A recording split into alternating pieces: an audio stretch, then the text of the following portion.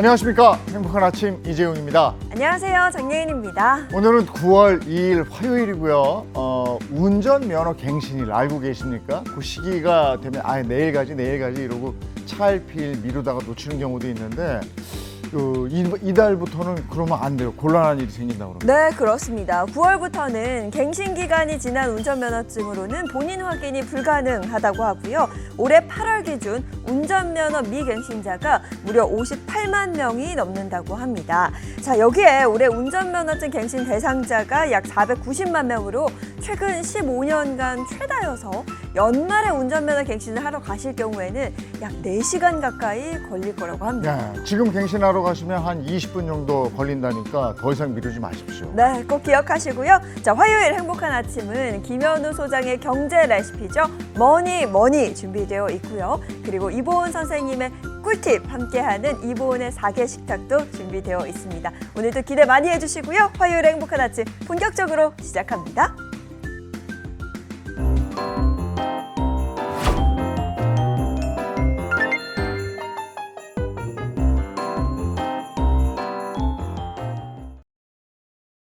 화요일 아침입니다. 어떤 소식이 들어와 있을까요? 모닝픽부터 시작하죠. 손석구 평론가와 함께합니다. 어서 오세요. 네, 안녕하세요. 안녕하세요. 네, 첫 번째 모닝픽 어떤 겁니까? 네, 첫 번째 모닝픽은 990원 소금빵입니다.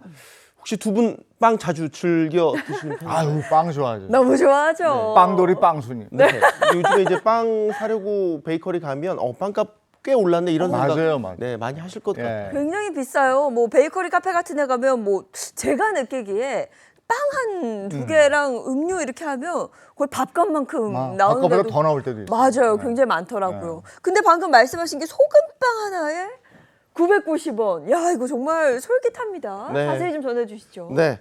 세상에 맛있는 빵은 참 많지만 가격이 점점 비싸지고 있죠. 그래서 요즘에 그 물가 상승을 뜻하는 인플레이션과 빵을 합친 빵플레이션이라는 신조어까지 등장할 정도입니다. 자, 이런 가운데 990원짜리 소금빵이 등장하면서 베이커리 업계가 술렁이고 있습니다.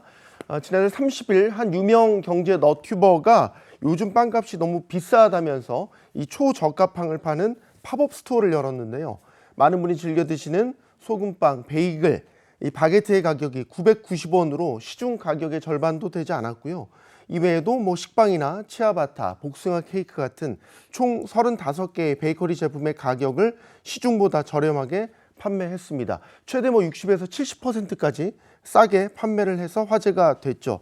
대체 어떻게 이런 가격의 빵을 만들 수 있었을까 싶으실 텐데 해당 너튜버는 이 저렴한 빵을 만들기 위해서요, 유제품이나 달걀 같은 이 고가의 원재료는 최소화했고요.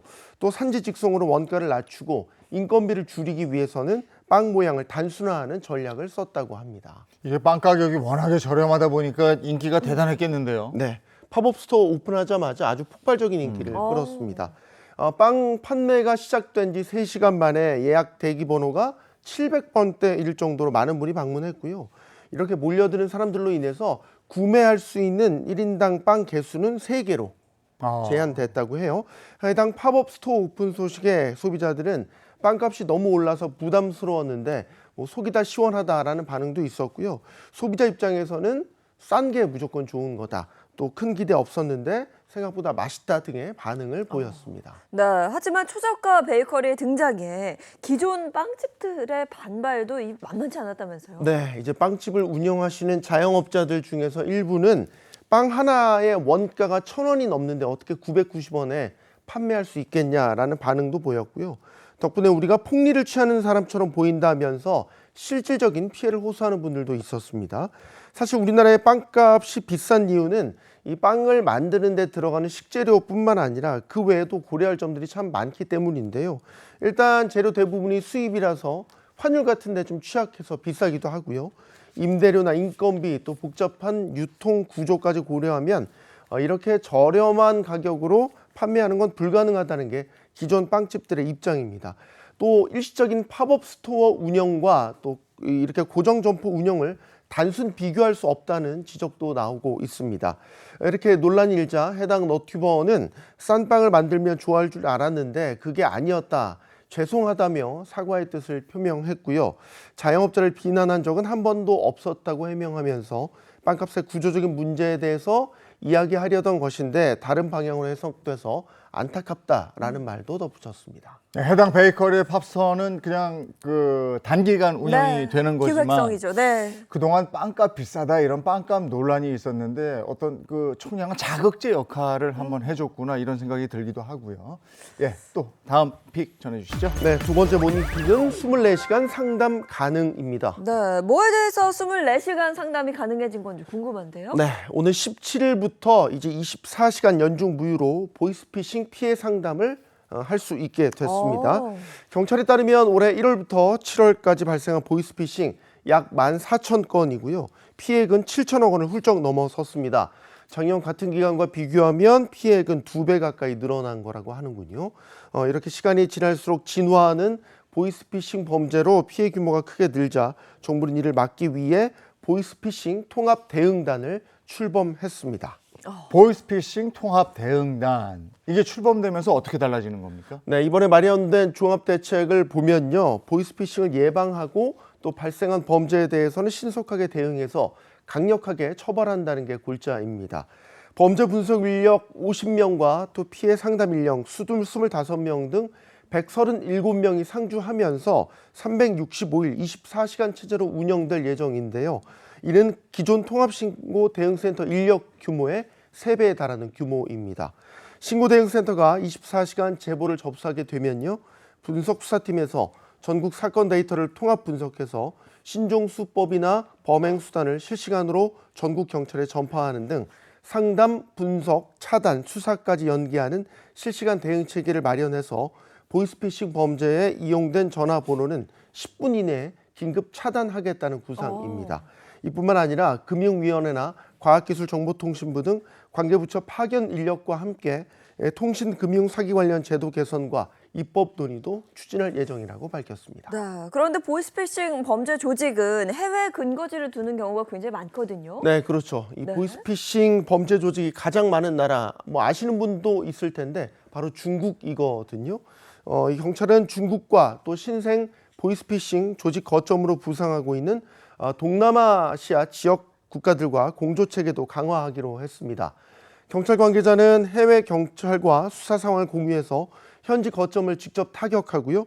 범죄자 송환이나 범죄 수익 몰수 등에 대한 협력 강화도 다각적으로 검토하고 있다고 밝혔습니다. 또 광주경찰청과 중국 후난성 공안청이 2008년 업무 협약을 맺고 20년 가까이 맺어온 국제 치안 협력 모델을 확장할 방침이라고 밝히기도 했습니다. 보이스피싱 범죄를 막는데 실질적인 도움이 됐으면 좋겠습니다. 다음 모닝픽은요? 네, 세 번째 모닝픽은 10대 미만 우울증 급증입니다. 야, 이런 이야기를 전하게 돼서 참 가슴이 아픕니다. 10대 미만의 우리 어린이들이 우울증으로 인해 병원을 찾는 사례가 급증하고 있다. 이런 이야기인가요? 네, 그렇습니다. 국민건강보험공단에 따르면요. 일단 우울증으로 진료받은 환자가 2020년에서 2024년 사이에 약 33%나 증가했다고 합니다. 그런데 이제 연령대별로 보면 10세 미만, 그러니까 0세에서 9세 사이가 되겠죠. 이 연령의 아동에서 가장 많이 증가했다고 합니다. 또 최근 4년 사이에 2배 이상 증가한 수치라고 하네요. 그 다음으로 증가율이 높은 연령대는 10대였고요. 이어서 30대, 40대, 20대 순으로 높은 증가율을 보였습니다. 우울증 환자 증가폭이 가장 큰 연령대가 바로 아동과 청소년이라는 점이 마음 아픈 대목인데요. 실제로 한 매체에 따르면요.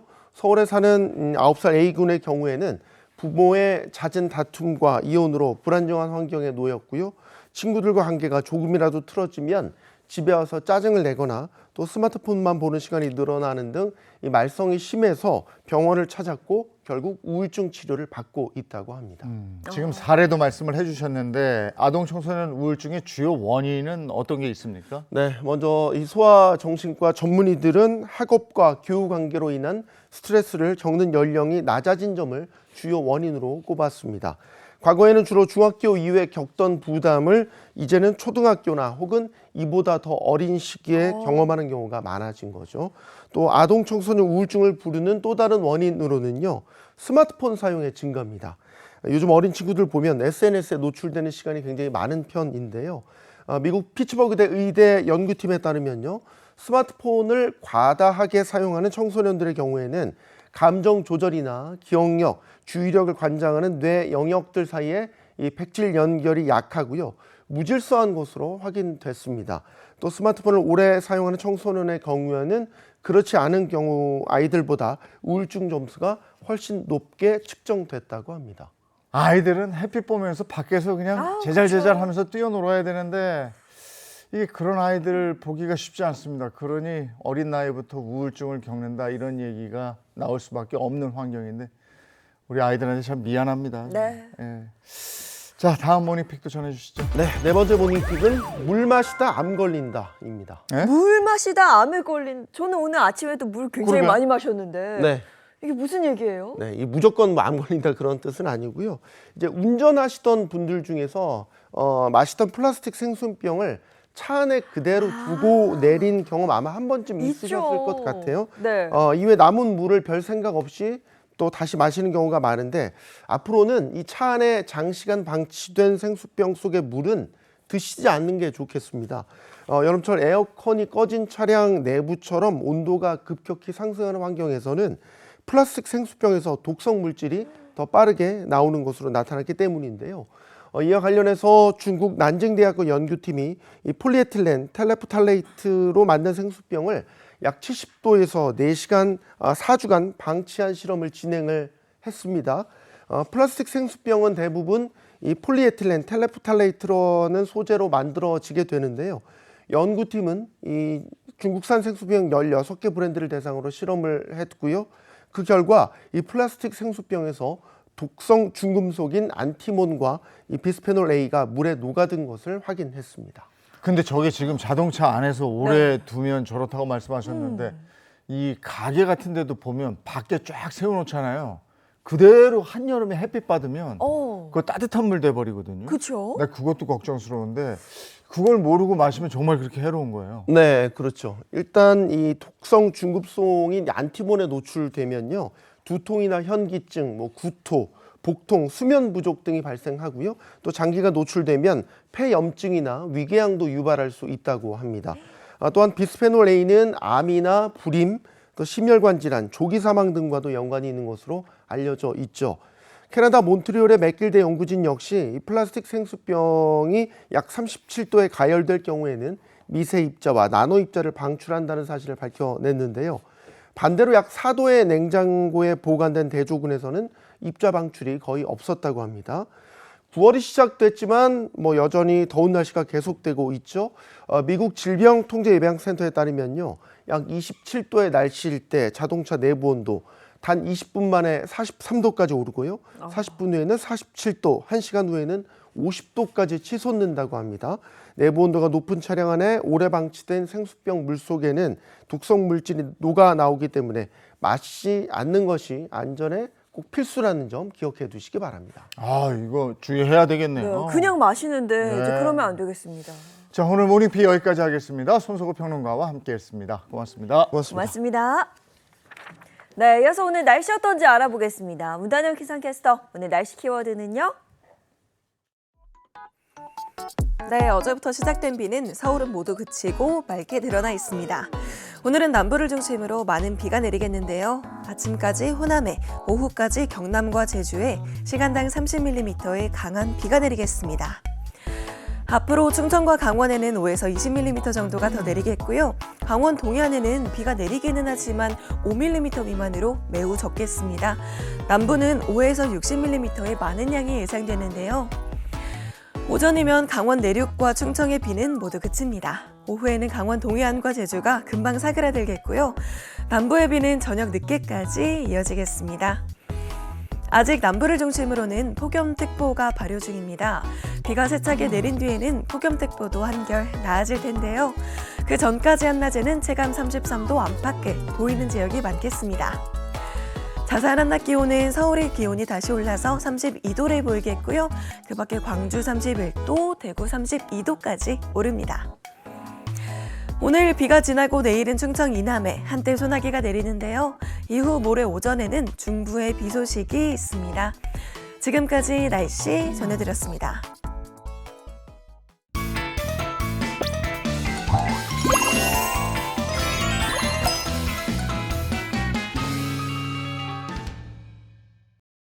네, 이번엔 화요일의 경제 레시피 머니 시간입니다. 신인선 씨 그리고 김현우 소장과 함께합니다. 어서 오세요. 안녕하세요. 네, 안녕하세요. 반갑습니다. 자, 요즘 부동산 시장의 대세이자 화두가 된 게 있죠. 바로 똘똘한 한 채인데, 똘똘한 한 채.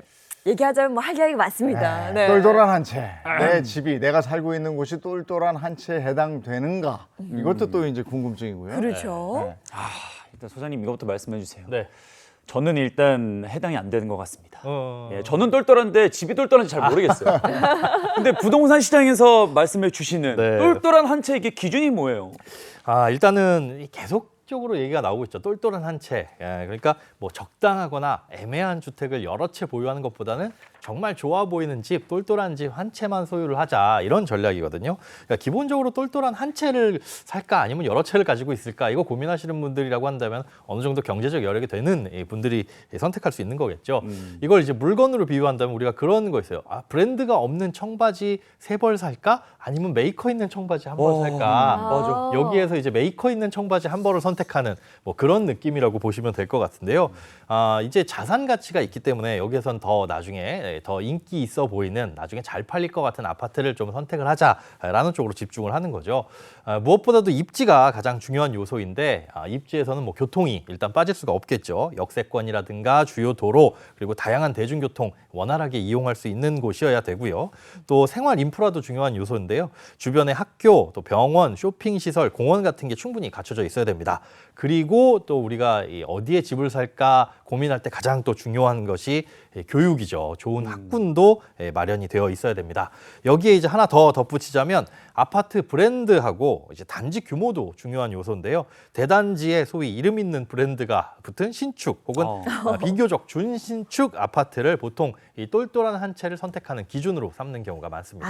이거 뭔지 알겠어요. 요즘 뭐 뭐든 다 갖춘 사람을 뭐 육각형 네. 인재 혹은 뭐 엄마 친구와 넘치나 뭐 이렇게 맞아요. 부르는데 그럼 이 똘똘한 한 채가 육각형 아파트를 뜻하는 거네요. 그렇죠. 설명 들어보니까 이거 원하지 않는 사람이 없을 것 같은데 이 정도면 뭐 비싸고 유명한 브랜드 아파트면 그냥 되는 거 아니에요? 단순하게 딱 선택하면? 사실 뭐 그렇기도 합니다. 이런 입지 좋고 이런저런 인프라, 뭐 교육 환경 이런 거 다 따져보니까 여기네 하니까 거기가 이제 비싸고 브랜드 있는 아파트들아 하는 경우들이 많이 있는데요.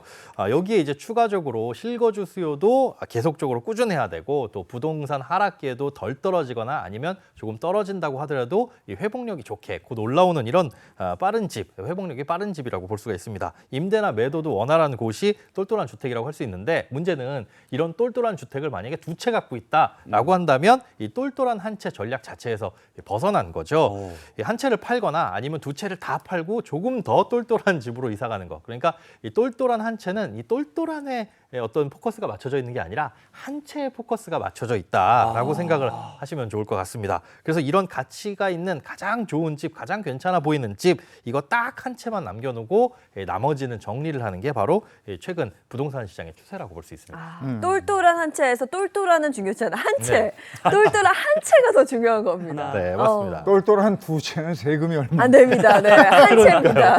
똘똘한 한 채인데 똘똘한 한 채를 마련하려면 내 뭐 재산 뭐 이런 거 여러 가지로 나도 네. 좀 똘똘해져야 될 것 같은데. 그쵸? 자, 이제 집중적으로 좀 알아볼까요? 네, 오늘 머니머니에서는 왜 부동산 시장이 똘똘한 한 채에 집중하고 반응하게 된 건지 그 배경부터 또 똘똘한 한 채의 조건 그리고 나에게 맞는 가치 있는 똘똘한 한 채 아파트 어떤 집인지 차근차근 분석해 보도록 하겠습니다. 자, 그럼 부동산의 대세가 된 똘똘한 한 채에 대해서 이제 본격적으로 알아볼 텐데요. 그에 앞서 톡방으로 궁금증 열어서 확인해 볼게요. 톡방 열어주세요.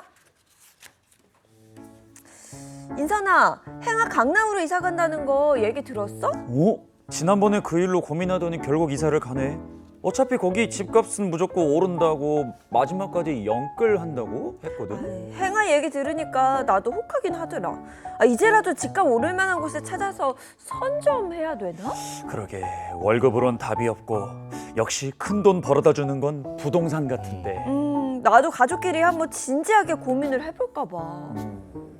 근데 어떤 집을 찾으면 되는 거야? 나는 똘똘은 모르겠고 그냥 집으로 인생 역전하고 싶다. 누가 제 얘기했나요? 네.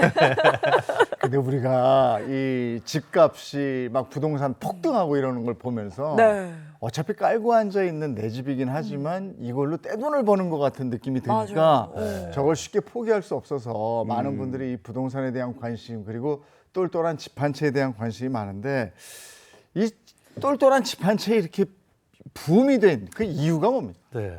아까 잠깐 언급해 주셨는데요. 이 다주택자 규제가 워낙 강력하기 때문입니다. 여러 채를 갖고 있으면 무엇보다 세금이 어마무시하거든요. 취득세나 양도세, 종부세, 뭐 취득 단계에서부터 계속 보유하고 팔 때까지 이 세금이 꽤나 강력하죠. 그야말로 세금 폭탄을 맞을 수 있기 때문인데 이 똘똘한 한 채 중심으로 그렇기 때문에 부동산 시장이 재편되고 있다 이렇게 보시면 될 것 같습니다.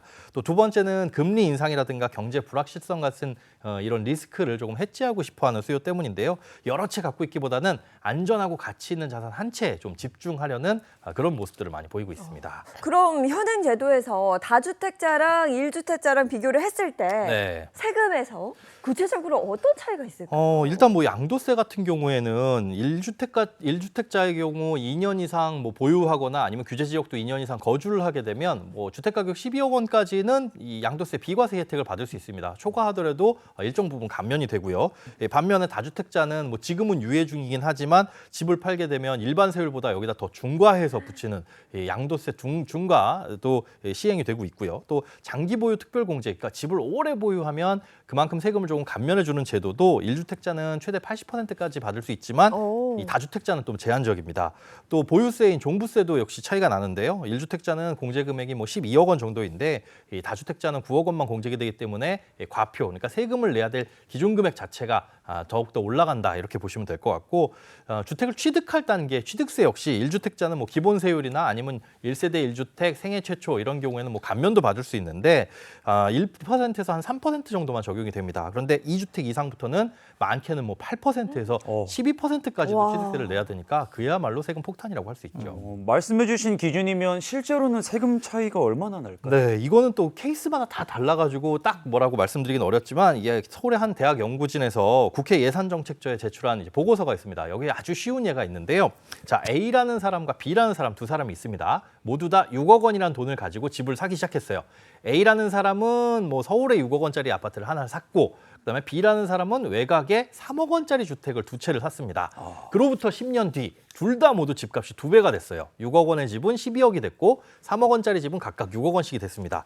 자, 이 상태에서 집을 팔았다라고 할 때 서울에 집을 한 채 산 A 같은 경우에는 6억 원에서 12억 원을 올랐지만 지금 6억 원의 차익이 있음에도 불구하고 세금이 전혀 없어요. 네. 1세대 1주택 양도세 비과세 혜택을 받을 수 있기 때문인데 B 씨도 집값이 2배가 돼서 팔았지만은 이 3억 원의 차익에 대해서는 일단은 세금을 내야 합니다. 양도세 비과세 요건을 충족하지 못했기 때문인데 두 채를 갖고 있기 때문에 그렇거든요. 그러니까 3억 원에 먼저 판 3억 원의 주택에 대해서 그러니까 6억 원이 된 주택에 대해서는 한 7천만 원 정도 세금을 내야 되고 두 채 중에 나중에 판 주택에 대해서는 양도세 비과세 혜택을 받을 수 있어서 이렇게 똑같은 돈으로 집을 사서 똑같은 차익이 발생을 했는데도 이 두 채를 가진 사람의 세금이 훨씬 더 많게 나오는 그런 현상이 발생을 하는 거죠. 세금 면에서는 1주택자가 더 유리하다. 절대. 네, 그렇습니다. 이런 세금 혜택 말고도 뭐 분양권이라든가 미분양 주택 구입, 그다음에 주택담보대출에 대한 뭐 소득공제라든가 각종 이런 혜택들 이게 1주택자한테만 주어지는 것들이 많이 있거든요. 네. 그렇기 때문에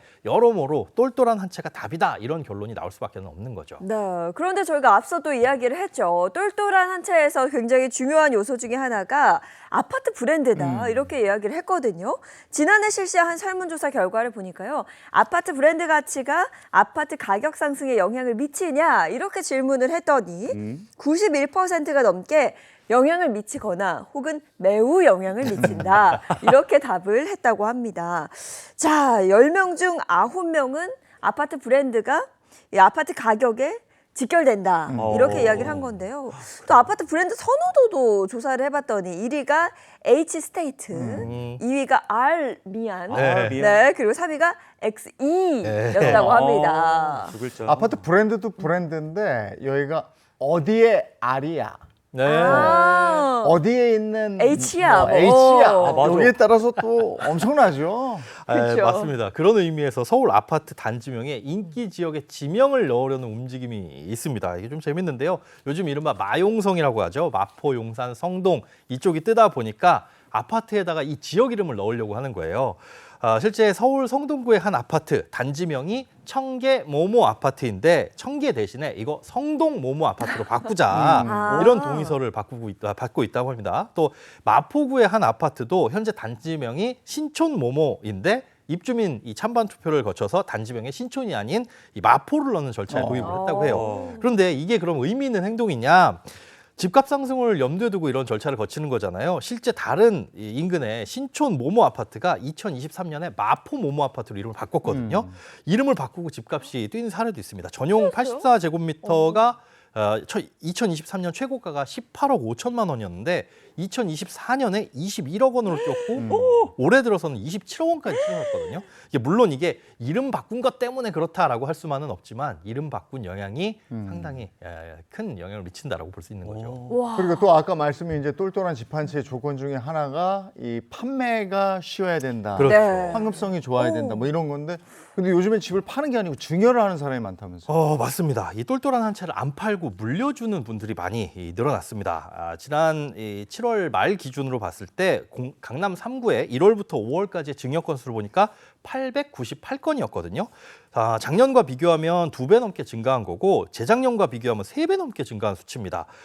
지역별로 보니까 한강변 신축 아파트가 많은 이 서초구의 증여가 특히나 많았는데 지난해 1월부터 5월까지 157건이었던 서초구 증여가 올해는 603건으로 크게 증가를 했습니다. 네. 근데 이렇게 눈에 띄게 증여 건수가 늘어난 걸 보면 이게 분명 뭔가 유리한 게 있기 때문이다.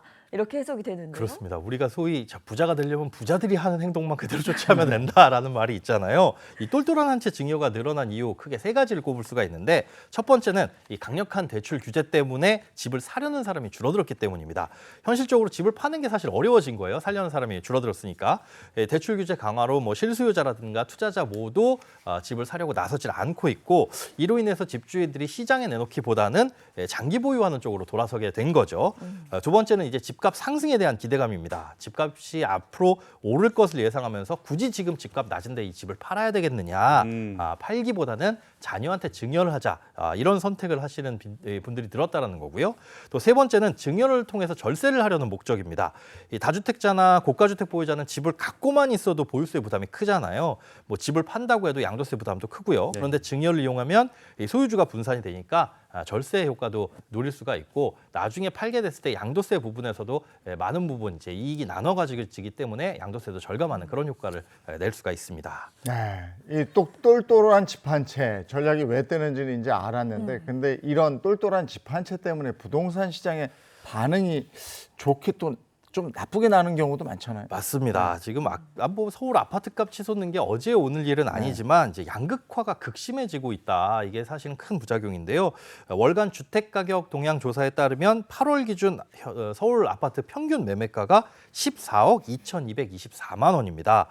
전국 아파트 평균 매매가가 그런데 5억 3,843만 원이거든요. 그러니까 서울 집값이 전국 아파트 평균의 2.6배로 집계된 거예요. 그러네요. 이 관련 업체가 자료 집계를 시작한 2008년 12월 이후로 가장 큰 격차를 보이고 있고요. 서울과 인천 지역, 그러니까 수도권과 비교를 해봐도 상황은 크게 다르지 않습니다. 지난달에 서울 평균 매매가는 경기도의 약 2.5배, 인천의 3.4배거든요. 이것도 관련 집계 이래 최고치였고요. 단순 수치대로만 비교하자면 서울에 집 한 채 사는 돈으로 인천에서는 집을 3채 이상 살 수 있다. 이렇게 계산이 나오는 거죠. 이렇게 서울과 그 외 지역 간의 격차가 커진 이유는 똘똘한 한 채에 대한 수요 증가 이런 것도 영향을 미쳤는데요. 서울 핵심 지역, 소위 말하는 뭐 대장 아파트, 이런 대장 단지나 브랜드 아파트를 선호하는 현상 때문에 이쪽은 수요가 몰리면서 가격이 비싸졌고 그 외의 지역들은 이제 수요가 떨어지면서 가격이 줄어드는 그런 현상들이 벌어졌고요. 또 반면에 외곽이나 중소형 단지 같은 경우에는 거래가 좀 거의 끊기다시피 하는 절벽 현상도 현재 보이고 있습니다. 이 얘기를 들어보니까 이게 부동산 양극화 현상 네. 그냥 이거 넘기면 안 될 것 같은데요. 사실 뭐 좀 더 넓은 시각에서 보자면 지금 부동산 양극화가 이제 불황과 금리 인상 같은 대내외 불황 시설 때문에 소득 격차가 커지면서 계속적으로 나타나는 현상이라고 볼 수 있거든요. 서울이나 수도권 핵심 지역 같은 경우는 여전히 뭐 수요가 유지되거나 아니면 오히려 더 증가하는 현상을 보이고 있어요. 반면에 지방은 인구도 감소하고 있고 또 경기도 안 좋고 또 미분양 아파트도 해소가 안 된 것들이 많이 있잖아요. 그런 게 겹치면서 수요가 급격하게 빠지고 있는 거죠. 특히 지방 중소도시 같은 경우에는 젊은 층이 빠져나가고 고령화가 심각해지면서 집을 살 사람들이 점점 더 줄어들고도 있습니다. 반면에 서울은 공급이 제한적이기도 하고 뭐 교육, 교통, 일자리 같은 생활 인프라가 집중돼 있다 보니까 가격 상승도 함께 일어나고 거래도 활발하다는 거죠. 이런 공급 부족하고 수요 집중이 양극화를 키우는 구조적인 원인이라고 볼 수 있고요. 여기에 이제 정부의 부동산 규제 정책이나 대출 제한으로 인해서 서울 수도권 이외의 지역들은 집값이 조금 빠지는 그러면서 서울 핵심 지역으로 수요가 몰리면서 이렇게 양극화가 더 심해지는 게 반복적으로 이뤄지고 있습니다. 그러니까 똘똘한 집 한 채가 너무 좁아져요. 네. 예전엔 똘똘한 집 한 채는 뭐 수도권, 네. 뭐 또 이제 좁아진 게 서울. 네. 근데 서울에서 또 한강벨트. 그 중에서도 또 여기.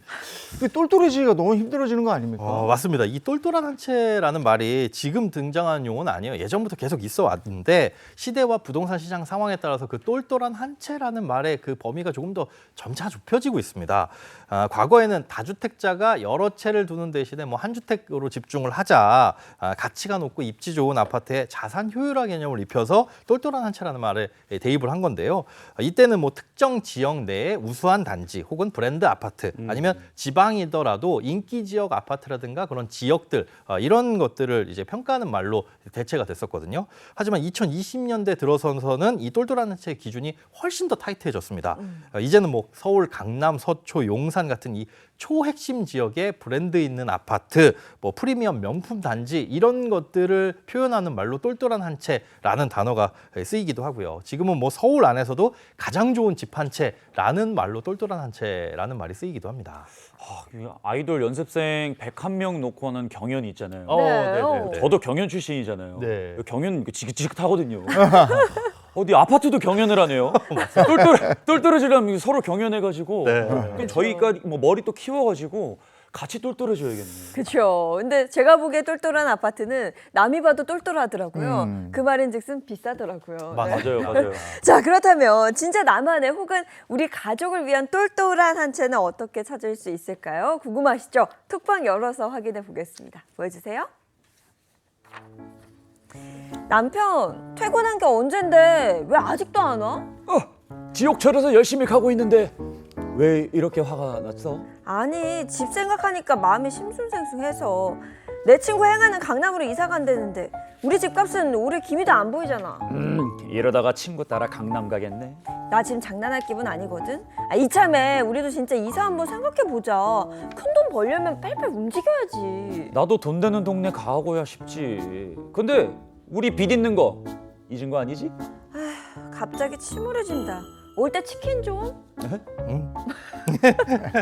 갑자기 침울한데 치킨을. 이게 목적이었구만. 침울하니까 치킨이죠. 이게 그쵸? 목적이었어. 아니 근데 우리가 똘똘한 집 한 채 얘기하면 막 탁 뜨는 게 이제 강남, 아까 말씀하신 네. 서초, 그쵸. 또 용산, 뭐 소위 얘기하는 그 핵심 지역인데 수도권 안에서 이렇게 똘똘한 한 채 찾아볼 수 없어요? 그렇죠. 있습니다. 이게 뭐 저마다 여건이 다를 테잖아요. 그러니까 나만의 똘똘한 한 채를 찾는 기준을 세우셔야 되는데 이 공통적으로 적용 가능한 기준과 방법들이 몇 가지 있습니다.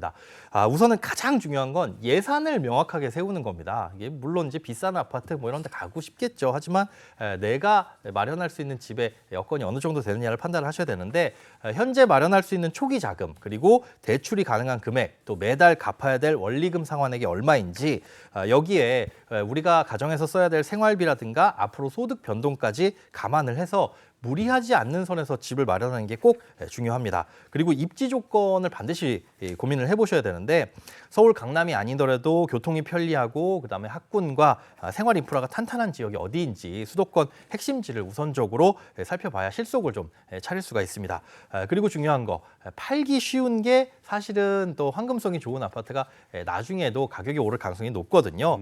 황금성이 확보된 단지를 좀 찾아보셔야 되고 꾸준히 이 거래가 이루어지는 아파트 같은 경우에 경우에는 아파트 급매물이 사실 적고 가격 변동폭이 상대적으로 좀 적은 편입니다. 네. 결과적으로는 현실화된 예산을 가지고 입지와 환금성 그리고 가격 안정성은 꼭 챙겨야 똘똘한 한 채를 가져가실 수 있을 것 같습니다. 수도권의 장점이 적은 네. 지방실 거주자분들이 있을 거 아니에요. 그렇죠. 그 지방실 거주자분들의 똘똘한 한 채 기준은 어떻게 될까요? 지방에 사시는 분들 같은 경우는 지방 내에서도 어떤 중심지라든가 교육, 교통 인프라가 잘 갖춰진 곳 그런 곳들을 좀 찾아보셔야 될 것 같아요. 예를 들자면 지방광역시의 중심부라든가 아니면 뭐 교통이 편리한 뭐 역세권 혹은 업무지구와 가까운 곳 이런 곳들이 이제 지방에서는 똘똘한 한 채가 있을 수 있는 곳이거든요. 어떻게 보면 사실 서울이나 수도권보다 그 입지가 훨씬 더 중요하다고 볼 수가 있습니다. 또 한 가지는 이제 팔기 쉬운 집을 선택을 하셔야 됩니다. 황금성 있는 집, 지방은 거래량이 사실 수도권보다 많지 않은 경우가 많기 때문에 잘못 고르게 되면 나중에 내가 집을 팔아야 될 때 집이 안 팔려서 굉장히 고민을 하시는 경우들이 많이 있어요. 자산이 묶여버리게 되는 거죠. 네네. 그래서 보통 이제 몰리는 게 브랜드 아파트라든가 중대형 단지, 사람들이 많이 사는 곳, 수요가 꾸준히 있는 곳 이런 곳들을 선택하는 것이 포인트라고 할 수 있습니다. 또 서울이나 수도권 같은 똘똘한 한 채에 비해서 뭐 조건이 조금 덜 까다롭기는 하지만 지방 같은 경우에는 잘못 집을 구매했을 경우에는 그 리스크가 훨씬 더 클 수 있기 때문에 이 확고한 기준을 가지고 무리하지 않는 선에서 꼼꼼하게 살펴보셔야 될 것 같습니다. 네, 지방 주택 구입과 관련해서 정부에서 세제 감면 혜택 확대를 추진하고 있다 이런 얘기 들었거든요. 네, 그렇습니다. 혹시 세컨드 홈 제도라는 거 들어보셨나요? 세컨드 홈. 그래요? 네, 이게 지난해 도입된 제도인데요. 인구 감소로 소멸 위기에 처한 이런 지역들 있잖아요. 이런 지방을 살리기 위해서 이런 지역에서는 주택을 추가로 구매하더라도 주택 수에는 포함을 안 시켜주겠다라고 하는 게 와. 핵심 제도예요. 그 대상은 이제 행안부에서 지정한 인구 감소 지역 84곳이거든요. 그런데 지난달에 이 세컨드홈 제도가 좀 확대됐습니다. 양도세, 종부세, 재산세 특례를 받을 수 있는 주택의 공시 가격이 기존 4억 원에서 9억 원으로 늘어났고요. 취득세 특례를 받을 수 있는 주택의 취득 가격도 3억 원에서 12억 원으로 확대가 됐습니다. 여기에 이제 인구 감소 지역뿐만 아니라 인구 감소 관심 지역까지 혜택이 확대됐는데 그러면서 이제 강릉, 동해, 속초, 인제, 익산, 경주, 김천, 사천, 통영 이런 곳이 새로 추가가 됐어요. 예를 들자면 내가 서울에 살고 있는데 강릉에 있는 집을 한 채 얻었다라고 하더라도 나는 2주택자가 아니라 1주택자가 되는 거죠. 와. 자, 그런데 여기서 보면 똘똘한 한 채 공식을 적용해 보자라고 그러니까. 했을 때 오류가 나는 부분이 있죠. 두 채네. 그렇습니다. 두 채가 되는 건데 맞습니다. 한 채가 아니라요? 예, 네. 그렇지만 우리가 세금적으로는 1주택자예요. 그런데 1주택자로 인정된다라는 것만으로 이런 집을 추가로 구매하다기보단 이런 주택을 가질 수 있는 여력을 다 합쳐가지고 한 채만 마련하는 게 오늘의 똘똘한 한 채 전략이라고 볼 수 있습니다. 이제 그럴 거란 말이에요. 근데 지방에다가 한 채 사는 것보다 그 돈을 보태서 그쵸. 내가 수도권에 오. 집을 한 채 가지고 있는데 조금 더 사람들이 선호하는 상급지로 가겠다. 그러니까 똘똘한 집 한 채를 조금 더 핵심 지역으로 옮겨보겠다. 맞아요. 이런 분들은 뭘 먼저 좀 알아봐야 될까요? 맞습니다. 말씀하신 대로 오늘 상반기에 서울 부동산 거래의 63% 정도가 기존 부동산을 처분한 대금으로 매수 자금을 마련한 경우들이었어요. 그러니까 매수자 10명 중 6명은 소위 말하는 갈아타기족이었다라는 거죠. 지금 똘똘한 한 채를 갖기 위해서 갈아타려는 계획이 있으시다라고 한다면 먼저 자금 계획부터 좀 철저하게 세우셔야 됩니다. 기존 집을 팔고 새 집을 사는 과정에서 이 잔금 시기가 엇갈리게 되면 크게 문제가 생길 수 있잖아요. 그래서 현금 흐름과 무엇보다도 규제를 고려한 이 대출 가능 금액 그리고 이자 부담까지 미리 계산을 해보셔야 돼요. 이게 집을 기존과는 우리가 처분하고 샀을 때 대출을 받는 그런 여건들이 많이 달라졌거든요. 자, 둘째는 이제 세금 요건을 좀 따져보셔야 되는데 양도세 비과세 혜택을 받으려면 기본적으로 1세대 1주택이어야 됩니다. 그런데 다음 주택을 처분해서 일시적으로 2주택이 됐을 때는 어떤 특정 기간 내에 기존 주택을 처분하게 되면 양도세 비과세 혜택을 받을 수 있거든요. 이 기간이 3년입니다. 그러면 내가 집을 한 채만 보유하고 있는 상황에서 다른 주택을 취득했다. 그러면 기존 주택은 3년 안에 팔아야 되는데 주택 시장이 안 좋을 경우 혹은 내 주택의 유형이나 입지에 따라서 이 주택이 안 팔릴 수 있어요. 3년 안에 팔리지 않게 되면 세금 폭탄을 맞을 수 있으니까 이런 부분들도 좀 고려를 하셔야 되고요. 여기에는 뭐 당연히 새 집 자체의 가치도 또 따져보셔야 되겠죠. 뭐 입지와 브랜드, 향후 개발 호재라든가 거래량까지 꼼꼼하게 확인해서 정말 이 똘똘한 한 채로 불릴 만한 조건을 갖췄는지 점검을 하시면 되겠습니다. 네, 자 그럼 이번에는 우리 가족에게 가치 있는 한 채를 고민하는 그 상황을 저희가 사연으로 재구성해봤거든요. 그 사연 제가 읽어드릴게요. 안녕하세요. 40대 초반 맞벌이 부부 가정이고요. 6살 아이가 있어요. 다름이 아니라 저희는 지금 수도권 외곽에 자가로 살고 있는데 아이 입학을 앞두고 강남까지는 아니더라도 서울 안에서 정말 학군 하나만 보고 괜찮은 학군지로 이사를 할까 해요. 사실 저희가 다른 데 돈 쓰는 건 아끼면서도 아이 교육만큼은 무리를 해서라도 해주고 싶은 마음이 크거든요. 문제는 현실적인 자금 계획입니다. 아래와 같은 상황인데 목표한 대로 일단 크게 맘먹고 이사를 가도 될까요? 오, 아이 교육 문제 때문에 이렇게 고민하고 계신 분들. 네. 저희 친형도 학군지 때문에 고민을 많이 했었는데 학군지부터 일단 진입해보자 이런 부모님의 마음이 있거든요. 네. 현실적인 조언 좀 부탁드리겠습니다. 뭐 이렇게 교육에 모든 걸 올인하겠다 이게 뭐 맞냐 틀리냐 부모님이 원하시면 어쩔 수 없는 거죠. 현실적으로 가능하냐? 자산 현황 살펴보니까 현재 집 시세는 8억 원 그리고 가고 싶은 서울의 학군지는 15억 원 선인데 이 가정의 경우에는 현재 대출이 없다는 가정하에 실거주에 한 5억 정도의 대출은 가능하거든요. 지금 5억 원을 30년 만기 4% 금리로 대출을 받으면 한 달 원리금 상환액이 238만 원 정도입니다. 지금 연소득이 1억 2천이라고 하셨잖아요. 그렇다면 부부가 실수령액 대략 한 770에서 780만 원 정도 수령을 하시는데 한 500만 원 남짓한 돈으로 생활을 하셔야 된다. 이게 무리가 없이 생활이 가능하다. 애들 교육비 쓰면서 가능하다라고 한다면 이사를 가는데 큰 문제는 없을 것으로 보입니다. 자, 정리하면서 똘똘한 집 한 채를 찾는 분들께 조언을 한마디 해주신다면. 네, 우리 집은 거주가 주목적이긴 하지만 워낙 내 자산 중에 가장 큰 비중을 차지하는 자산이기도 하잖아요. 그러다 보니까 똘똘한 한 채의 수요가 많이 늘어나고 있는데 내가 가지고 있는 집 한 채만 가지고 계신 분들이 많을 겁니다. 대부분일 텐데 오늘 말씀드린 그 똘똘한 기준, 똘똘한 한 채의 기준 잘 살펴보셔서 내가 희망하는 주택 잘 마련하셨으면 좋겠습니다. 네. 똘똘한 집 한 채도 중요하지만 행복한 집 한 채. 이게 더 중요한 거 중요합니다. 아니겠습니까? 네. 고맙습니다. 네, 고맙습니다.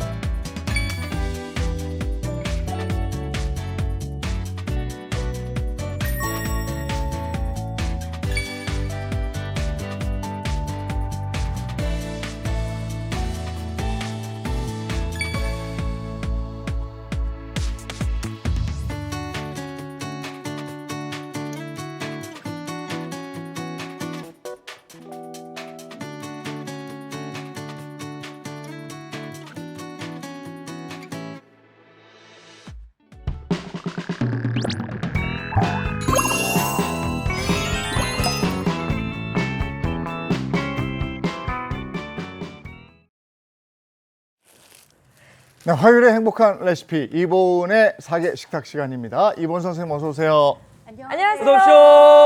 반갑습니다. 안녕하세요. 아유, 반갑습니다. 아유, 반갑습니다. 네. 또 만났네요. 그러니까. 네.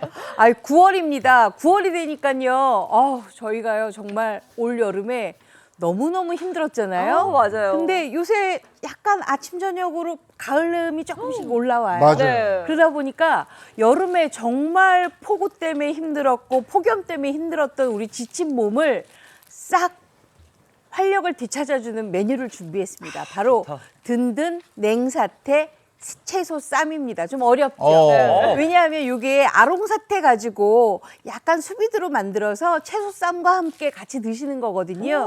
그래서 굉장히 단백질도 풍부할 뿐만 아니라 요거 이렇게 차려놓잖아요. 여러분들이 정말 이거는 사진으로 정말 이건 한번 찍어야 돼 이럴 말씀을 하실 정도로 정말 예쁘게 그렇게 만드는 메뉴입니다.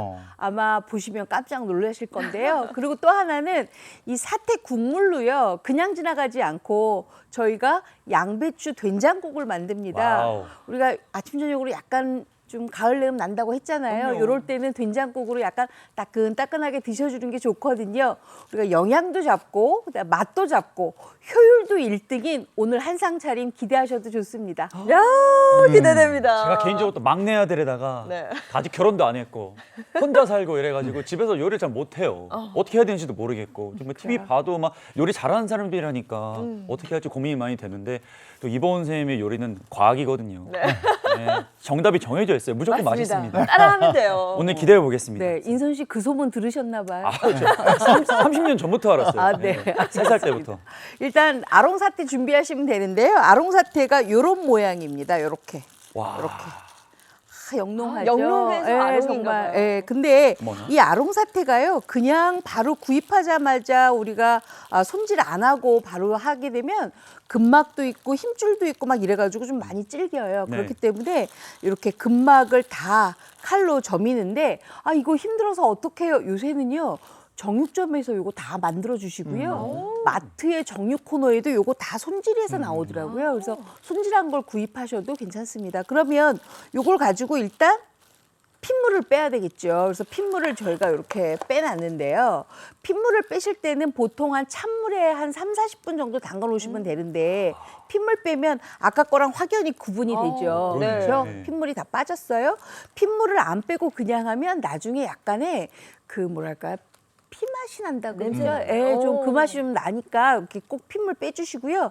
근데 핏물 뺄 때는 주의하실 게 있어요. 뭐냐 하면 10분에 한 번씩 빨간 핏물을 새로운 물로 갈아주셔야 돼요. 그래야 다시 스며들지 않아서 굉장히 좋습니다. 그래서 이렇게 핏물 뺀 거 이렇게 준비를 해놓으시고요.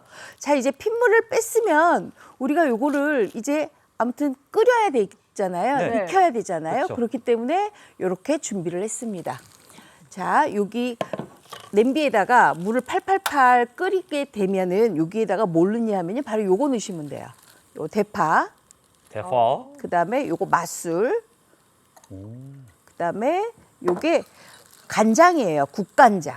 왜냐하면 그냥 맹물에다가 끓이게 되면 나중에 고기 속에는 우리가 양념을 아무리 맛있게 찍어 먹어도 약간 싱겁다고 말씀을 하시거든요. 그러니까는 아예 끓이는 국물에다가 이렇게 국간장을 넣으세요. 자, 그리고 여기에다가 통후추,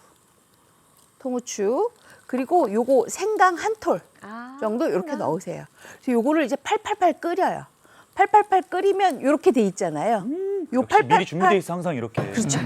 생방송이잖아요. 그럼요. 요거 끓일 아, 때까지 기다리면 이게 끝나요. 그래서 이렇게 팔팔팔 끓으면 우리가 준비하는 거가 있어요. 바로 요거 고기를 여기다가 넣으시면 되는데, 자, 이제 이보은의 꿀팁 나갑니다. 바로 역시 고기를 수비드 형식으로 삶아라입니다. 수비드. 예, 뭐냐 하면 이렇게 팔팔 끓을 때 고기를 넣어요.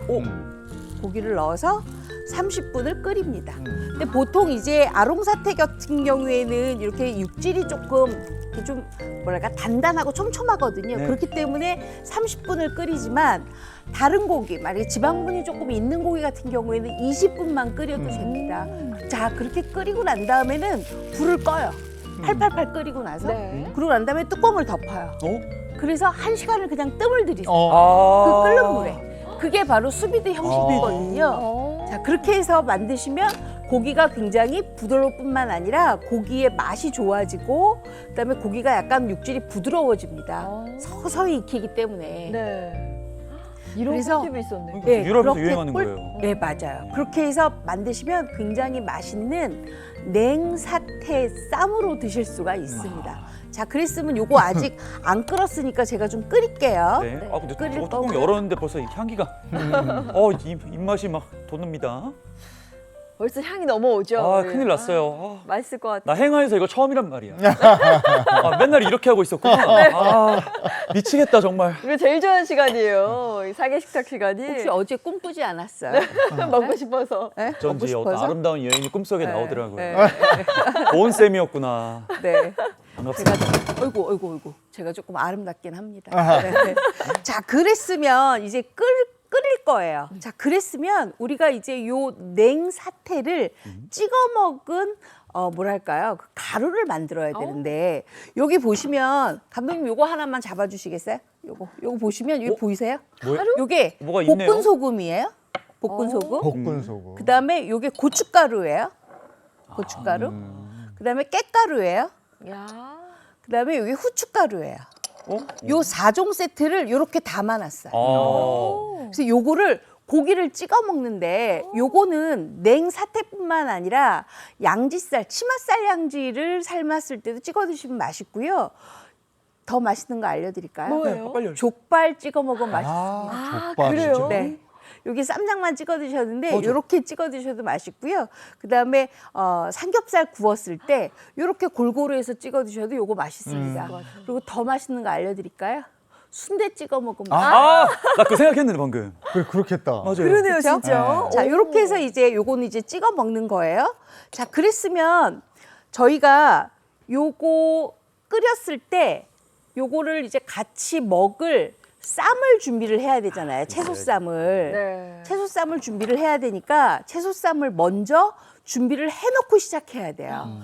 자, 우리 냉사태는 같이 싸먹을 쌈이 바로 깻잎이에요. 상추보다 깻잎이 훨씬 더 맛있어요. 그래서 깻잎을 준비했고요. 그 다음에 이게 파채입니다. 파채는 요거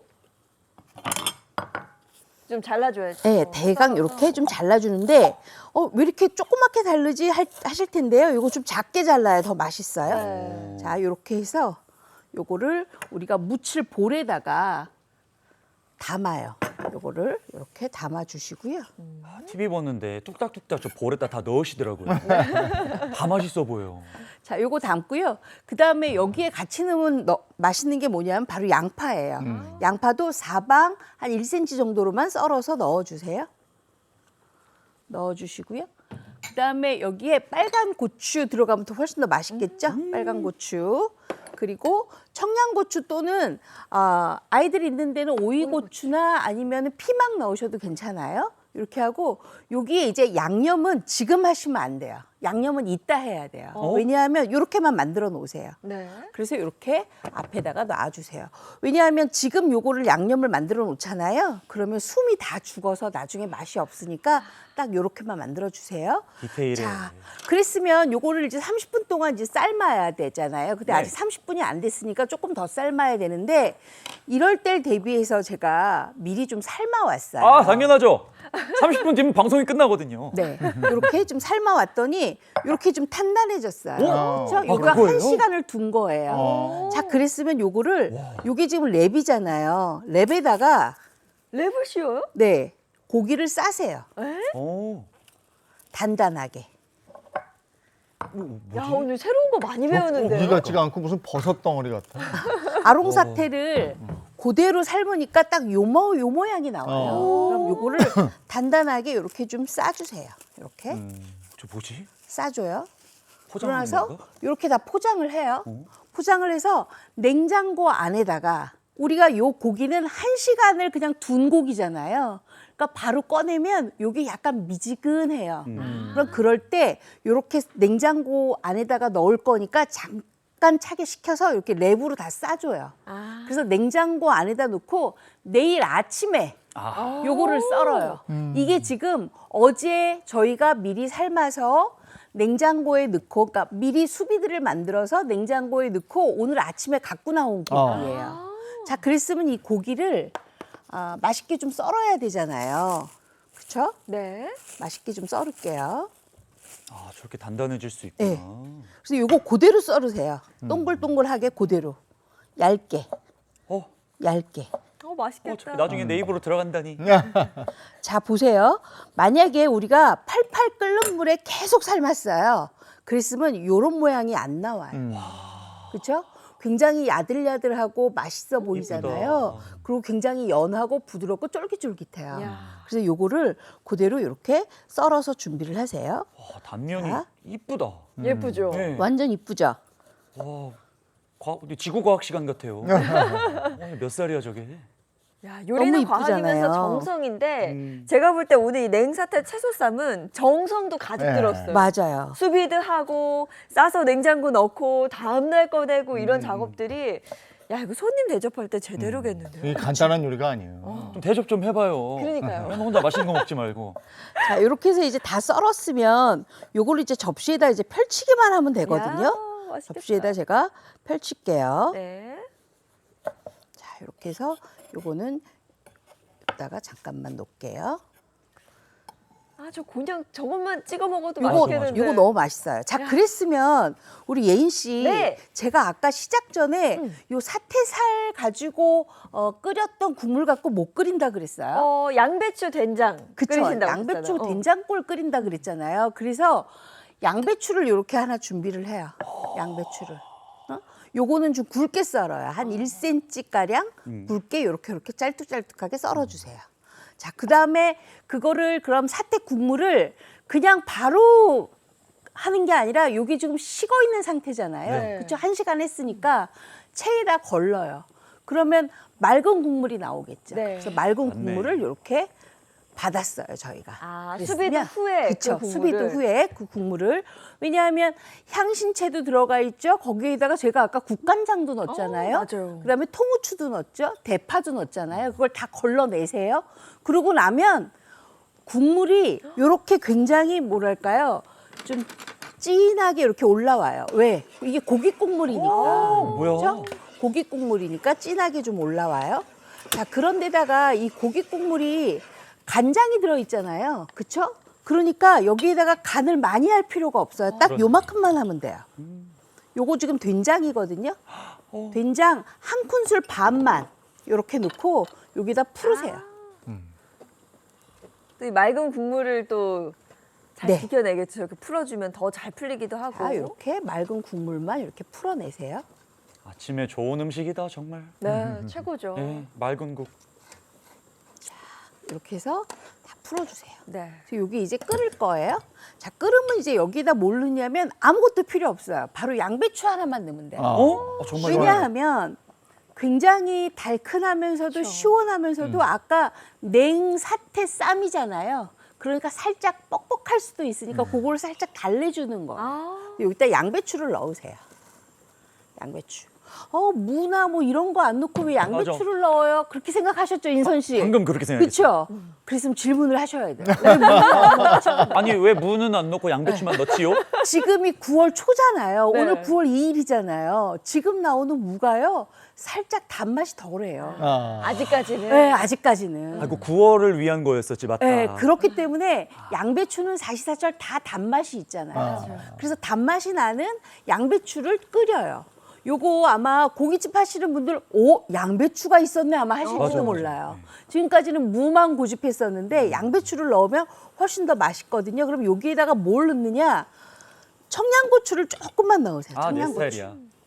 청양고추. 맞아요. 살짝 들어가줘야 돼요. 네, 제가 매울 그래야 신이잖아요. 살짝 매운맛이 살짝 들어요. 네. 살짝. 그리고 이제 막 팔팔 끓을 때 쪽파를 듬뿍 넣으세요. 쪽파. 아, 맛있겠다. 쪽파를 듬뿍 넣으세요. 그래서 이렇게 섞어요.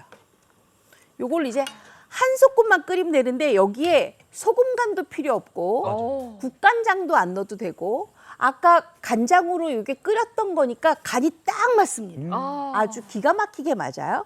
자, 그랬으면 제가 고기는 일단 썰었으니까 제가 채소 무침을 하기 전에 우리 요거부터 조금 나눠 드릴까요? 그럴까요? 좋죠. 네. 양배추, 된장국부터. 된장국부터 어우. 한번 받아서 잡숴 보세요. 제가 좀 수한 향이 나요. 투입할까요? 네, 선생님? 네, 네. 아, 오시면 나서는 됩니다. 거 좋아해가지고. 인선 씨 오시면 네, 돼요. 경장신선.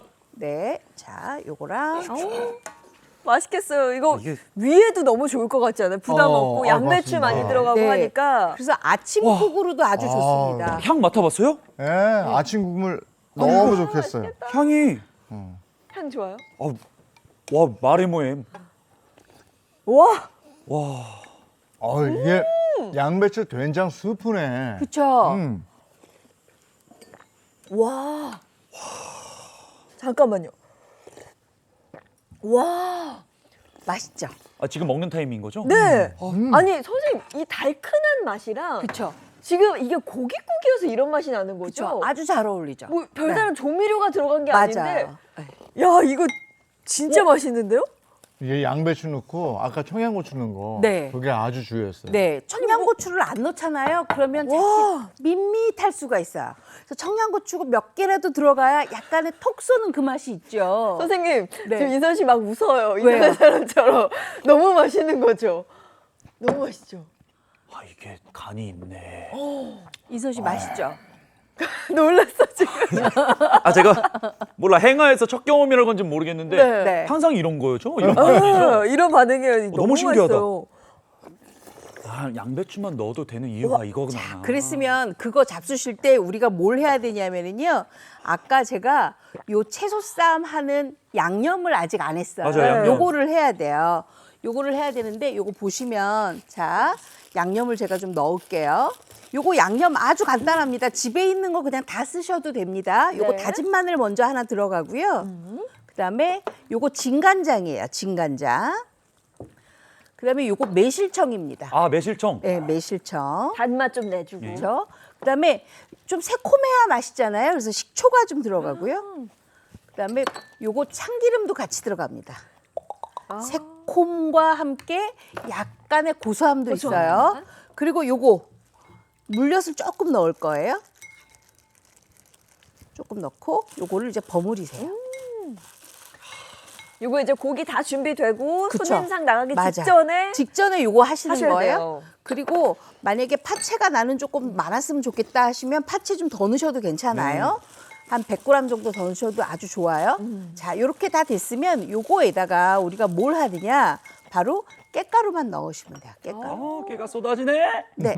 맛있겠다. 자, 깻가루만 이렇게 넣고. 자, 그러면 제가 왜 깻가루만 넣고 지금 여기다 소금을 안 했냐면 그러네. 우리 아까 냉사태 만들 때 처음에 요 향신채 할 때 뭐 넣었어요? 제가 국간장 2큰술 넣었잖아요. 네. 사태에 간이 살짝 있어요. 아, 그래서 이거를 너무 많이 안 해도 괜찮아요. 네. 자, 그래서 일단 요거를 이렇게 준비해 놓고 제가 여러분들한테 드릴 고기를 이렇게 준비해 놨어요. 아, 맛있겠다. 인선 씨 요거 좀 벗겨 주실래요? 알겠습니다. 네. 또 벗기는 거 전문이에요. 네. 예. 때를 그냥 다 벗겨드리겠습니다. 요것도 예. 벗겨 주세요. 와, 지금 오늘 고기가 굉장히 많은데요? 한 접시씩 드려요. 박수가 절로 나오네. 아, 제가 이거 너튜브 네. 같은 데서 항상 하이라이트 보거든요. 보은쌤 거. 네, 네. 네. 근데 이재용 아나운서님 항상 말씀이 없으세요. 그래서 퇴근하셨나? 퇴근하셨나 이랬는데 요것도. 아, 이것 때문에 그렇구나. 네.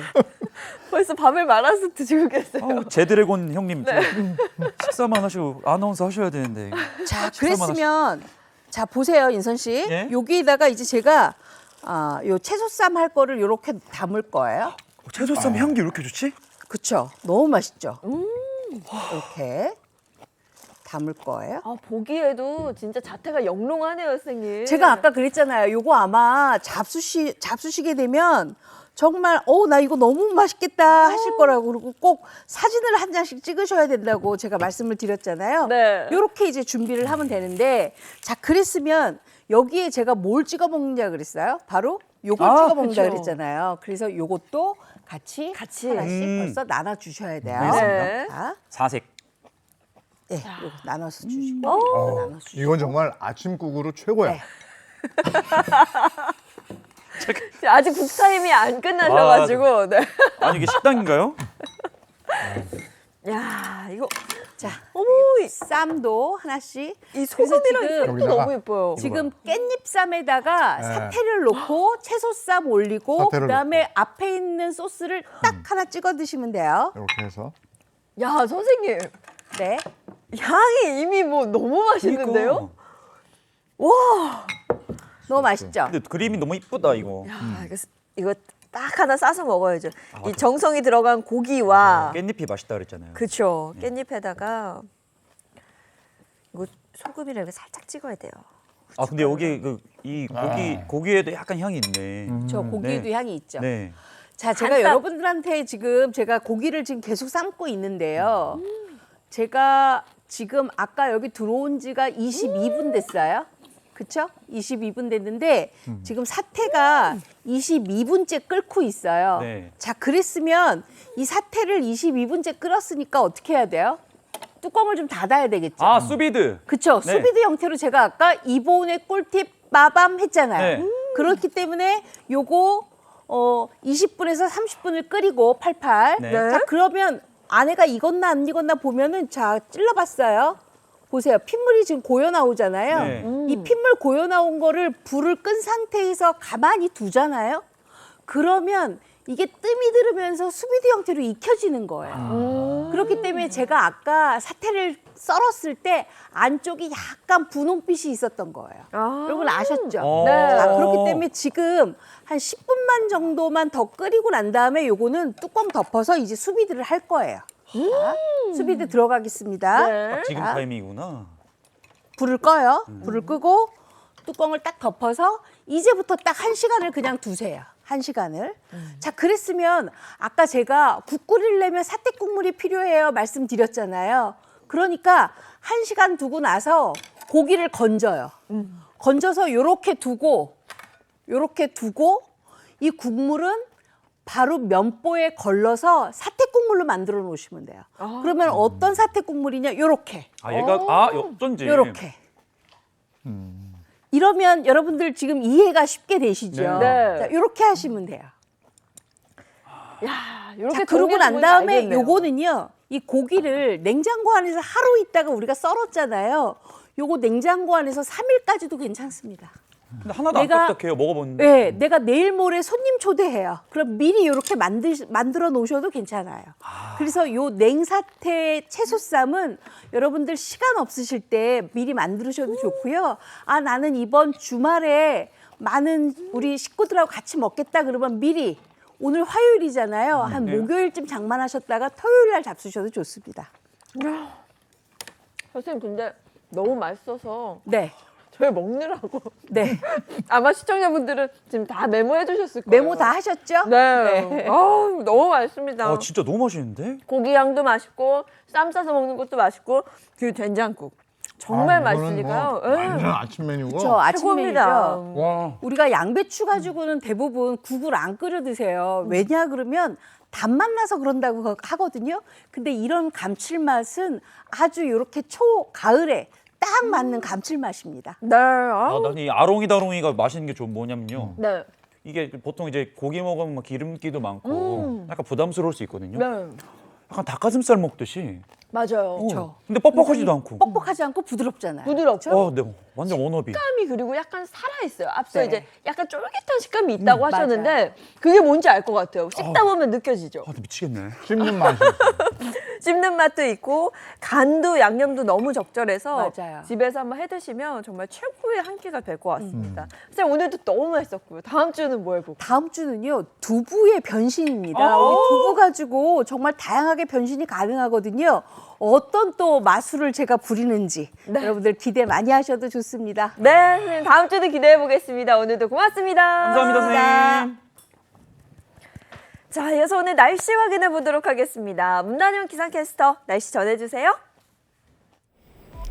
네, 비가 언제 내렸냐는 듯 서울의 하늘은 구름만 간간히 떠다니면서 맑게 드러나 있습니다. 다만 현재 기온이 23.1도로 살에 닿는 공기는 제법 시원한 편인데요.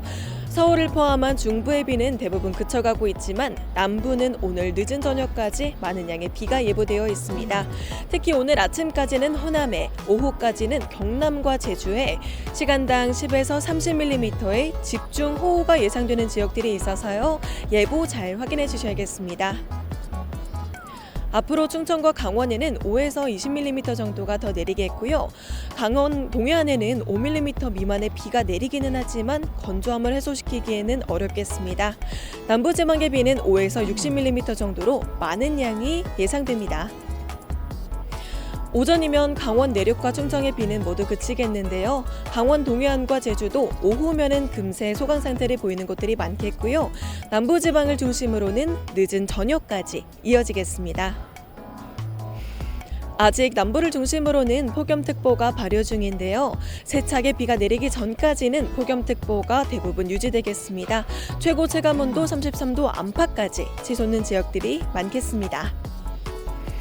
자세한 한낮 기온 보시면 서울이 어제보다 4도 정도 오르면서 32도까지 오르겠고요. 강릉은 5도 정도 내려가서 30도 정도에 머물겠습니다. 그 밖에 남부는 광주가 31도, 대구가 32도까지 오릅니다. 오늘 비가 지나고 나면 내일은 충청 이남에 소나기 소식이 있는데요. 모레 목요일에는 중부지방을 중심으로 비 소식이 있습니다. 이번 주 내내 비와 소나기 소식이 잦은 만큼 예보 잘 확인해 주시기 바랍니다. 지금까지 날씨 전해드렸습니다. 아침 공기의 느낌이 확 달라졌어요. 네. 근데 이제 이럴 때가 환절기잖아요. 그렇죠. 환절기에 막 목 칼칼하고 감기 걸리고 건강 상하는 분들 많거든요. 건강 상하지 않도록 관리 잘 해주셔야겠습니다. 좋은 하루 보내시고요. 저희는 내일 아침 7시 30분에 돌아올게요. 행복한 아침, 행복한 하루 되십시오. 고맙습니다. 고맙습니다. 즐거운 밤 오아시스 Play the next channel